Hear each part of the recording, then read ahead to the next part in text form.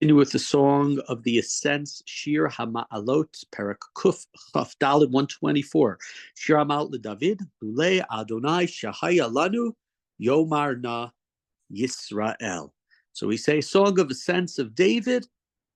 Were it not for God who was on our side, then Israel would not be able to say the following. We, of course, have this phrase, Yomar Na Yisrael, in past chapters, during the chapters that we recite as Halo, Yomar Na Yisrael, Yomar Na Beit Aron, Yomar Na Yireh Hashem. So here, this is a chapter about God being with us during the times of difficulties. We went from chapter 122, great, we're going up to Jerusalem, Shalu Shalom Yerushalayim, Shalyu El Havayach, about peace and the beauty of Jerusalem. And then the next chapter, which was much more about difficulty that a person had in 123, right? The person who turns to the heavens.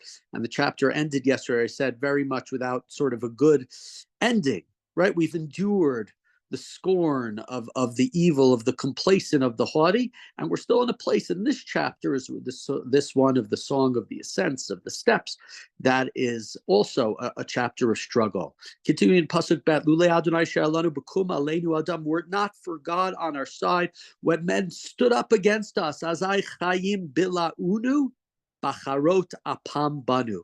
Those people, they would have swallowed us up alive in their burning rage against us. Azayamayim shitafunu, nachla avar al nafshenu.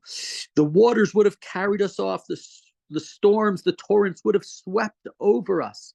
Azayavar al nafshenu hamayim hazedonim. They would have swept us away. These seething, difficult waters. And so here, the image of water, which oftentimes is used for life. Torah compared to water, and here the water is compared to death.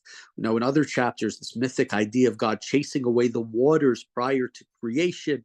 We have the idea of the waters above and the waters below, of course, on the second day of creation. But we've had in our chapters ideas of God going down and stopping water, and midrashic ideas of water. And here the water representing the evil forces that are going to swallow us up, that are going to burn us, and then later they're going to drown us in their sort of their rage and their just think of a storm. We know it's I don't know the latest what's happening with Milton in Florida. I haven't seen since yesterday, but it's like that. It's this storm that cannot be stopped. This raging waters, running rivers that are going to completely decimate our society, our civilization.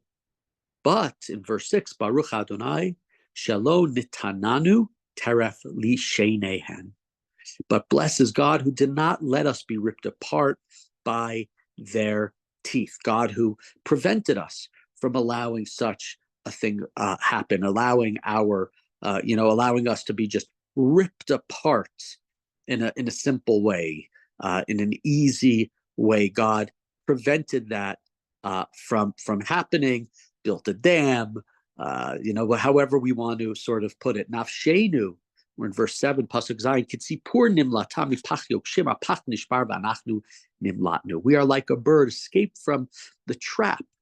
The trap broke and we escaped. So, right, we were in the trap. The enemies thought they had us. They encircled us. They were around us. The raging waters were coming.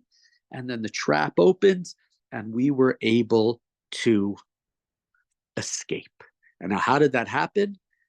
Ezreinu b'shem Adonai oseh shamayim va'aretz. Our help is the name of God, the maker in heaven and earth. We talked about back in 121, where times it talks about God as the one who took us out of Egypt. In other places, God who took us out of shamayim va'aretz. And here in this chapter, that's what it talks about, the God who is the creator of the heavens and the earth. So even though we were entrapped, even though it looked like the waters were going to rage over us and going to destroy us, God is the creator of the heavens and earth, and thus God controls everything, according to this chapter, and thus we were able to escape. And so this chapter, as we're singing different chapters, different places of the Shir Hamalot, some of them are these joyous chapters. The person, either the pilgrims going up to Jerusalem, pilgrims coming back and reflecting upon the joy and the beauty of Jerusalem, the people who are calling